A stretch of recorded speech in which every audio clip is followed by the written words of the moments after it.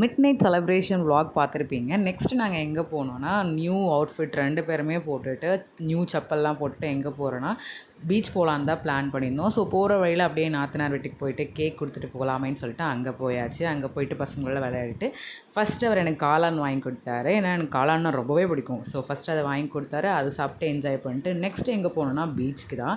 சூடாக 2 பஜ்ஜி அந்த வியூ பார்த்துட்டே சாப்பிட்றதுக்கு சூப்பராக இருந்துச்சு. அங்கே ஒரு கிஃப்ட் கொடுத்துட்டாரு. எனக்கு க்ளோஸாக இருக்க ஃப்ரெண்ட்ஸ், ரிலேட்டிவ்ஸ் எல்லாமே விஷ் பண்ணுற மாதிரி ஒரு வீடியோ எடிட் பண்ணி கொடுத்துருந்தாரு. அதில் சில வீடியோஸ் மட்டும் நான் நெக்ஸ்ட் vlogல போடுறேன் பாருங்கள். அதுக்கப்புறமா என்னோடய ஃபேவரட் நான் சாப்பிட்லாம் அப்படின்னு சொல்லிட்டு சீஷல் தான் போயிருந்தோம். அங்கே போனதுக்கப்புறமே ஏன்னா நான் நான் சாப்பிட்டு 1 இயர் ஆகிடுச்சு. ஸோ அதனால் நான் ஆர்டர் பண்ணலாமேன்னு சொல்லிட்டு அங்கே தான் போயிருந்தோம்.